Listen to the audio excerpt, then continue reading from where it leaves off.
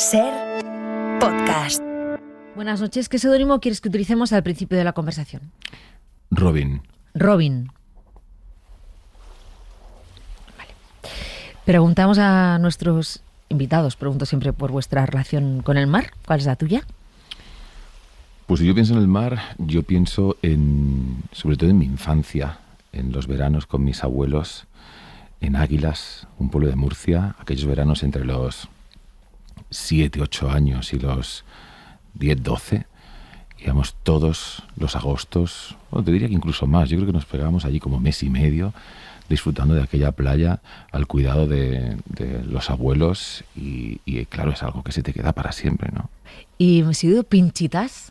¿Las pinchitas? Las pinchitas son de otro sitio. Las pinchitas son... mira, casi me sale. Las pinchitas son de Algeciras, que también es otra época muy conectada con el mar, porque yo nací en Algeciras, me fui muy pequeño de allí, pero luego volví para algunos años de adolescencia, y sí que es verdad que aquellas pinchitas que hacíamos en la playa del Rinconcillo, en la playa de Getares, con los colegas, con las guitarras, con las cervezas. Allí se llama pinchita porque supuestamente pones a la brasa unos pinchitos para cenar algo, pero yo no vi un pinchito jamás en la vida, ¿no?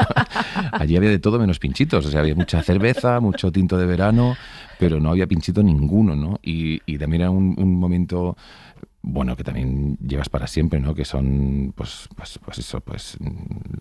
las relaciones que haces que son para toda la vida, esos colegas del alma del instituto, esas primeras novias, pues una época estupenda y también muy conectada con el mar. Muy divertida. Sí. Vale, ha salido Águilas, Murcia, ha salido Algeciras, saldrá también Córdoba en esta conversación, ¿no? Córdoba no tiene mucho mar, de momento, pero sí, pero yo mucha pasé... infancia, ¿no? Sí, mucha infancia, sí. Yo después de nacer en Algeciras, ya con menos de un año, mis padres decidieron trasladarse a Córdoba, y de Córdoba a un pueblo de Córdoba que se llama Bujalance, y allí estuve pues hasta los 11, 12 años, y toda mi infancia fue allí correteando entre olivos, que era lo que teníamos alrededor.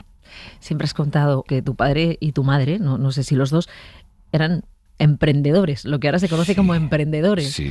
Que iban haciendo negocios de aquí para allá, ¿no? Por eso viajasteis también Se tanto. les ocurrían cosas. Mira, hace unos meses, bueno, para Navidad quedé con mis hermanos en una casa y sus familias, ¿no? Y pensamos que el hacer relación de primos siempre viene muy bien para su futuro y para ellos, ¿no? Para los enanos.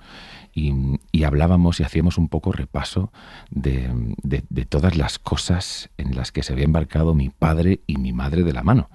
Porque el carácter emprendedor lo tenía mi padre, y ellos, que hacían la pareja perfecta, pues iban de la mano a todo, ¿no? Y nos daba la risa, o sea, pero llorando de la risa, recordando la infinidad de cosas que pudieron arrancar de todo tipo. Mi padre trabajó de director de un banco. Siempre decía que él había empezado llevando cafés y que en muy poco tiempo había conseguido subir y tal, no sé cuánto. Y nos reíamos porque con lo que le había costado, luego de repente lo dejó muy pronto para dedicarse a mercadear con aceite de oliva, con antigüedades, con zapaterías, joyerías. El primer videoclub del pueblo, o uno de los primeros, lo montó él. O sea, y fue un culillo de mal asiento, y de repente hubo un momento en que pensó que para todos nosotros, que hablando con mis hermanos nunca llegamos a ponernos de acuerdo si lo hizo bien, si lo hizo mal, pero yo sí que tengo en el corazón que lo hizo por nuestro bien, al fin y al cabo, y decidió que todos nos mudáramos a Barcelona, pues para tener un mejor futuro del que puedas tener en un pueblo pequeño de provincias, ¿no? Y esa fue una más de sus locas corredurías que emprendía. ¿Es verdad que tu padre tenía ese tic de mover las monedas dentro del bolsillo? Pero bueno, me sorprende muchísimo que hayas podido descubrir esto. Era una cosa que nos ponía a todos muy nerviosos, pero claro, yo pienso en mi padre y pienso haciendo ese tic. Sí que es verdad que fíjate que para la construcción de personajes, yo creo que que es muy válido cuando le das un tic a un personaje, un tic de personalidad, no un tic nervioso. Algo que el personaje repite, ¿no? Yo he hecho algún personaje que tiene tics más evidentes que otros, pero sí que es verdad que mi padre era un gran personaje y tenía esa manía de darse con... Pues con la muñeca, daba como golpecitos, ¿no?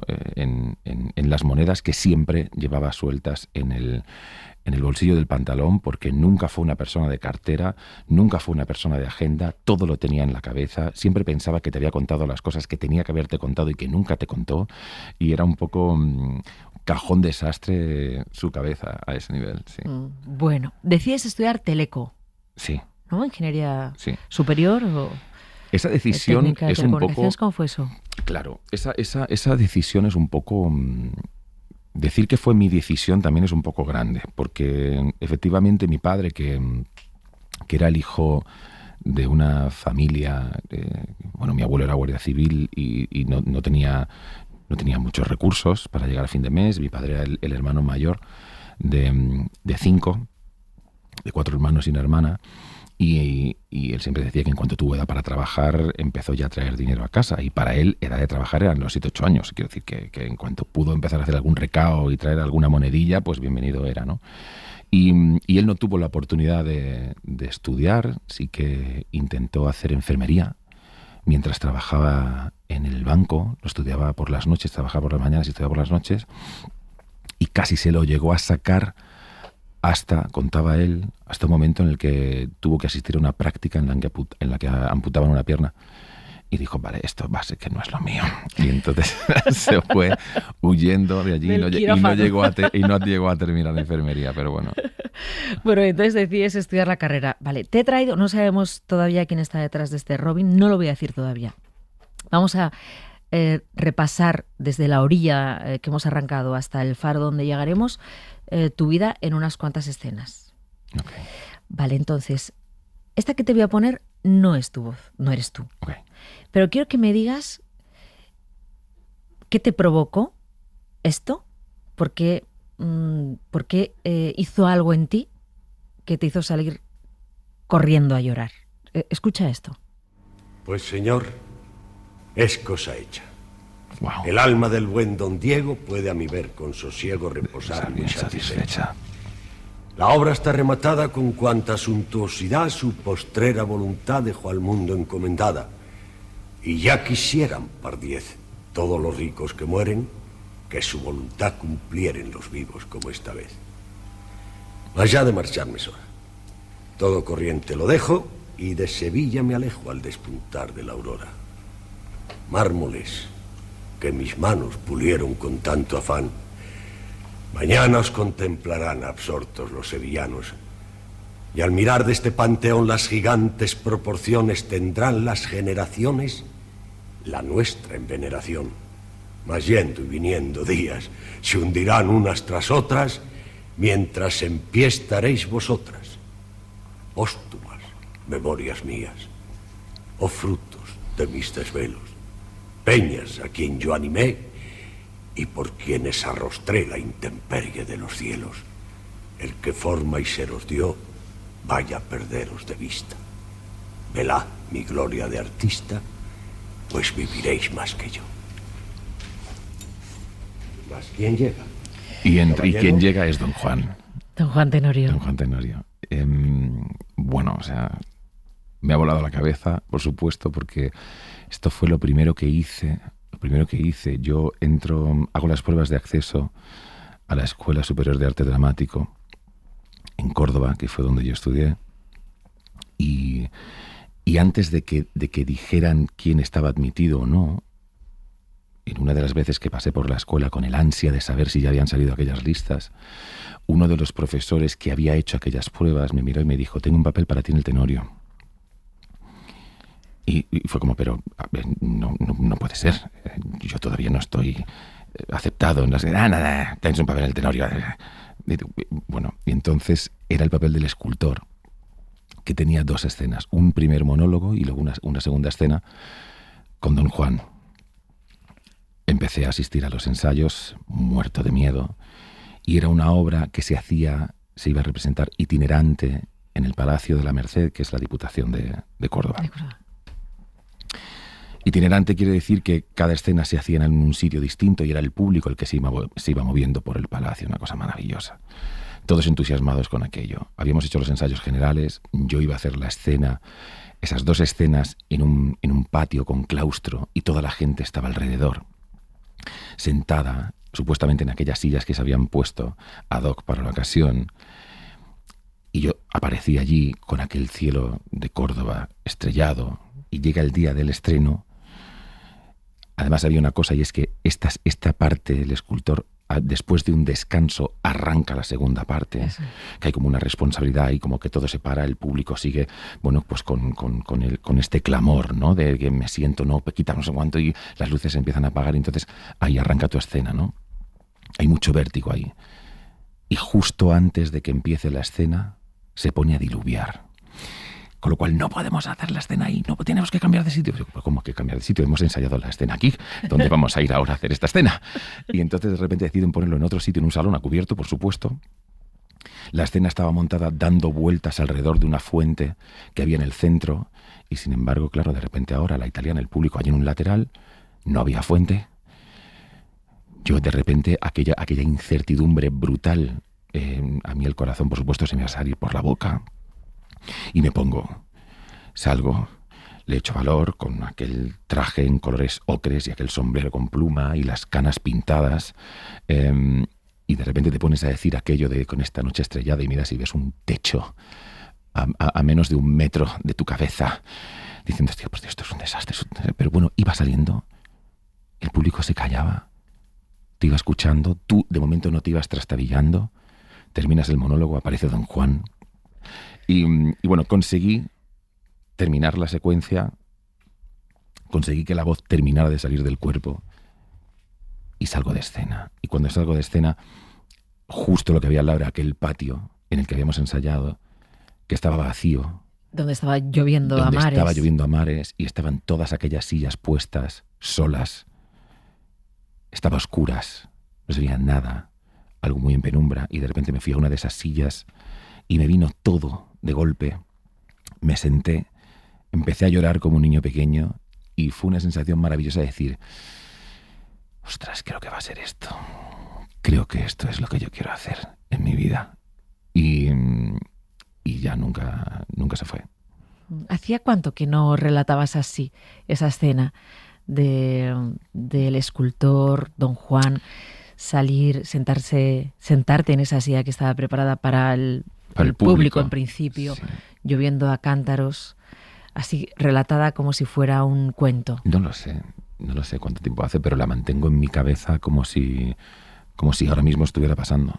O sea, no se me ha olvidado ni un solo segundo de lo que fue toda aquella sensación, no solamente de ese momento en concreto, sino de todo lo que fue aquel proceso de preparar aquella función, con los ensayos, con el compañerismo, todo ese proceso, todo ese maquillaje, todo ese vestirse, el ayudar a poner ese corpiño, el ayudar a poner esa capa. Se me ha roto las medias para ponerme la calza. ¿Qué hago? Yo tengo unas, te las dejo, están usadas, da igual, no me importa. O sea, todo aquello fue tan maravilloso que claro, me dejó enganchado para toda mi vida. Bueno, ¿por qué Álvaro Morte se ha puesto Robin? Pues mira, hago referencia a aquellas pinchitas ahora, otra vez, a la época de Algeciras. Cuando yo llegué de vivir en Mataró, con mi familia llegamos a Algeciras otra vez. Dejamos Algeciras cuando yo tenía 1 año y luego volvimos cuando yo tenía, pues 15, 16 para hacer segundo de BUP. Y entré allí en un grupo de amigos que sigo manteniendo, a los que adoro, de Algeciras. Y bueno, es muy andaluz tener un mote, ¿no? Y todo el mundo te llama de alguna forma. Y cuando yo entré allí, estaban como muy empeñados en que tenían que encontrarme un mote cuanto antes. Y aquello pues no salía. Buscaban opciones de aquí y de allá y no salía.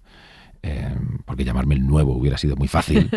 Y de repente fue tan sencillo como que un día aparecí como con una especie de jersey de terciopelo verde, con una raja aquí, un cordón negro. Entonces O sea, todo el mundo fue unánime. La cosa esta de parecer Robin Hood, y de ahí se quedó en Robin, esa cosa tan sencilla, ¿no? Que fíjate luego qué curioso, ¿no? Qué vueltas, qué conexiones a veces tiene tan raras o tan maravillosas la vida, que luego sí que he hecho un personaje muy icónico que me ha puesto en un lugar muy concreto, que ha sido el profesor de La Casa de Papel, que él mismo en el primer capítulo decía, vamos a ser los Robin Hoods de toda esta gente, ¿no? No te llamas Álvaro Morte, es un apellido artístico. Sí. Muchos amigos tuyos te decían, tendrías que haberte llamado Álvaro Vida, ¿no? Porque además te diagnosticaron un tumor en la pierna y tu padre dejó enfermería cuando vio cortar una pierna. Sí.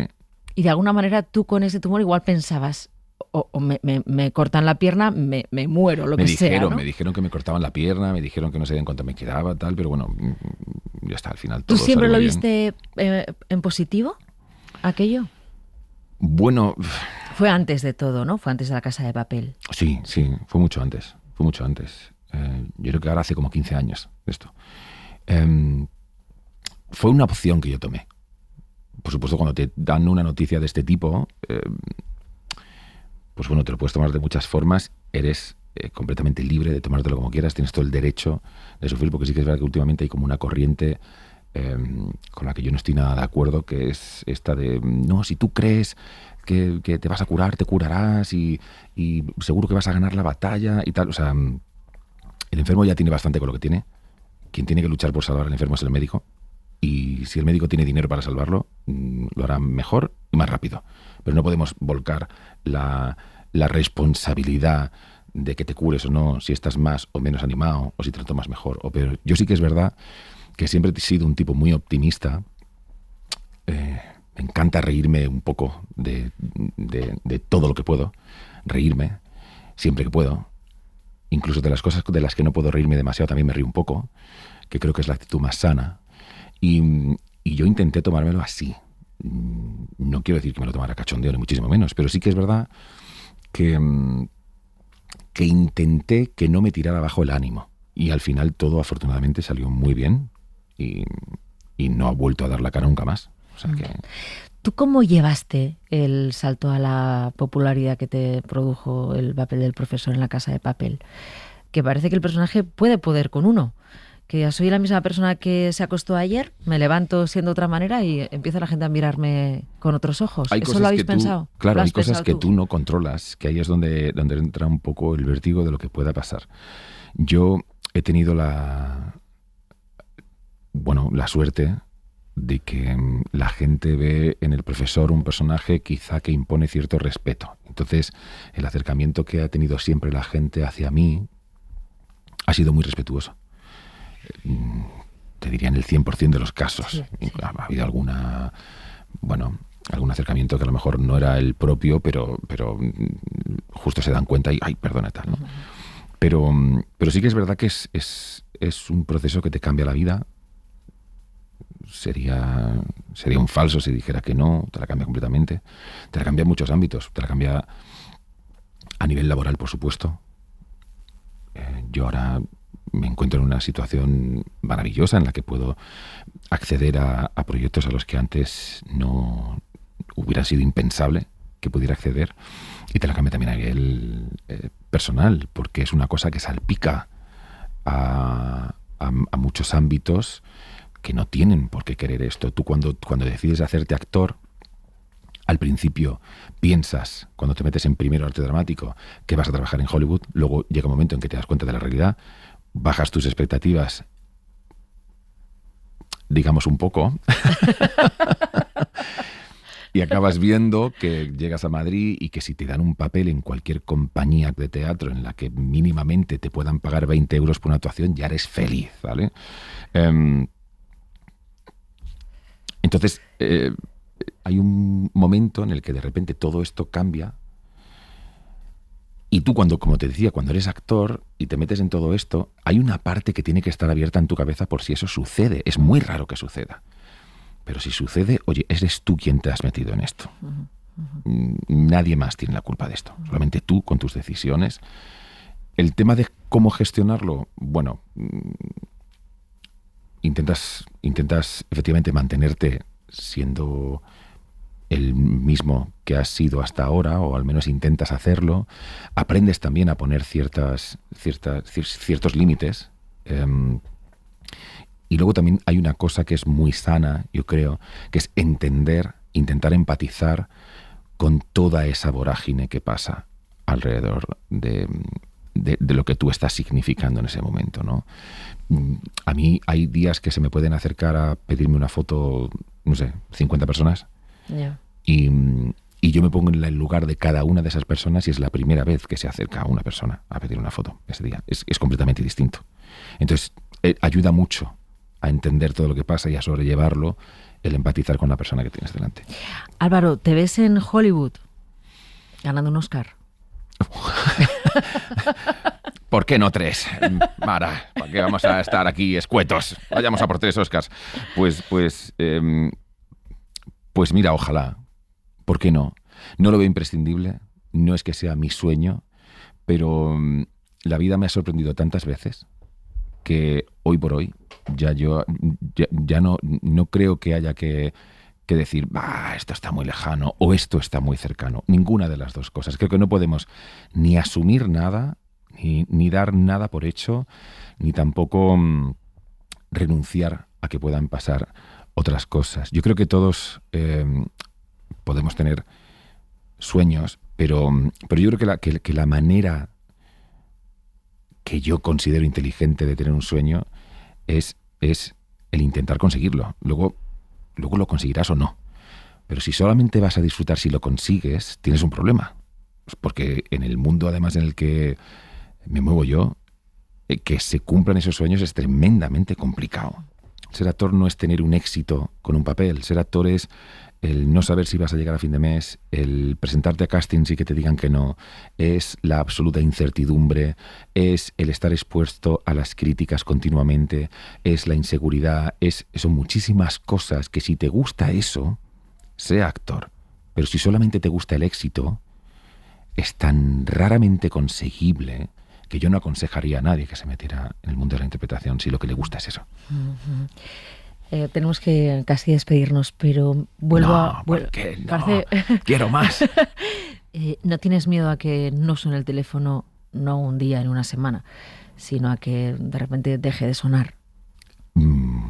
Bueno, miedo. Es que el miedo, la definición del miedo también es un poco complicada. Miedo no, pero sobre todo porque he aprendido que es parte del proceso y que si llega a suceder, pues habrá que buscar otra manera, otra forma, otra alternativa, habrá que reinventarse y ya está. Mi padre lo hizo un montón de veces y soy su hijo y estoy seguro de que de alguna manera podría sobrevivir. Pero no, miedo no. Él sí vio el éxito, ¿no? El éxito del papel del profesor en La Casa de Papel, sí lo vio. Él no llegó a ver estrenada la última temporada, pero sí que es verdad que era muy gracioso porque él de repente venía a visitarme con mi madre a Madrid y llegaba con un taco de fotos mías y empezaba, oye, esto es para la de la fotocopiadora de no sé dónde, esto es para la de la panadería de no sé qué, tal y cual. Digo, pero papá, dice, no, han sido ellas que sacaron el tema y yo dije, pues fíjate que es mi hijo y tal. Digo, es imposible, papá, que hayan sacado todas estas personas este tema. O sea, basta ya. No. Estaba como tan orgulloso que el tipo iba como repartiendo fotos por ahí, ancho como, bueno, era muy divertido. Bueno, Álvaro Morte, vámonos a un faro. Dime con quién te gustaría estar. Pues estar solo, acompañado, encontrarte, reencontrarte, lo que quieras. ¿Y qué música estaría sonando? ¿Y por qué? Pues mira, hemos hablado de mis padres, hemos hablado de mis hermanos, hemos hablado de mis amigos y a mí me haría muchísima ilusión poder tener un reencuentro pequeñito con mis abuelos. Porque ya no me queda ninguno de los 4. De 2 de ellos hace muchísimos años ya que se fueron, muchísimos. Y ellos sí que fueron completamente ajenos, algunos de ellos ni siquiera del hecho de que yo me hiciera actor. Con lo cual me gustaría retomar un una tardecita con ellos, un cafelito con leche con sus magdalenas, una merienda al lado del faro, ya cuando empieza a atardecer. Y creo, por respetar un poco su época también, cogería, como decían mis abuelos, un transistor, que era donde escuchaban la radio y demás, pegadito a la oreja, y a lo mejor ponía el Unforgettable de Nat King Cole, porque efectivamente para mí son absolutamente inolvidables. Pues aquí te dejamos con ellos, en el faro. Hablo Morte, ha sido un placer esta conversación, ya tenemos muchas ganas de que fueras Gato Pardo, así que te agradezco mucho. Ha sido un honor aquí. ser un Gato Pardo con vosotros, muchas gracias. Buenas noches.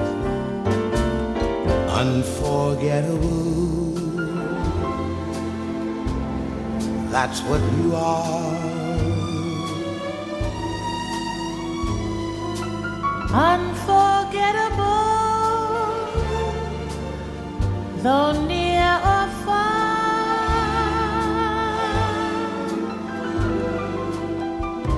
Like a song of love that clings to me, how the thought of you does things to me never before. Has someone been more unforgettable in every way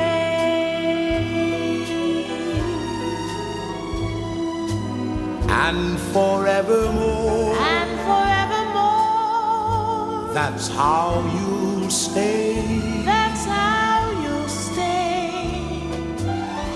That's why, darling, it's incredible that someone so unforgettable thinks that I am unforgettable too.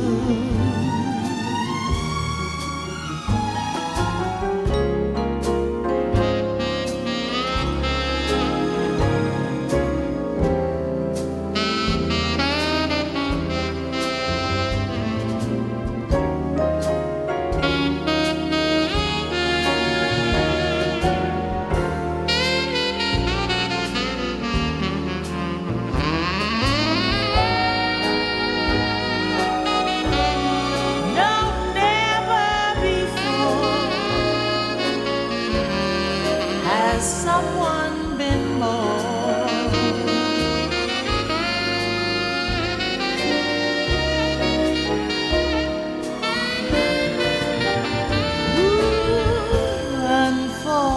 unforgettable in every way. In every way.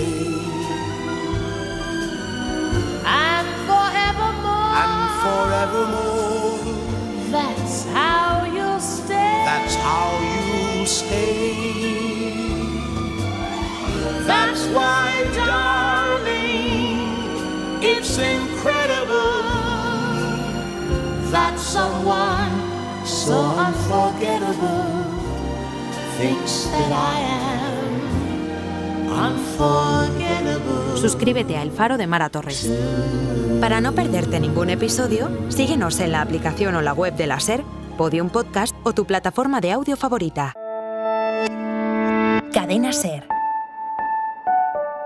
La radio.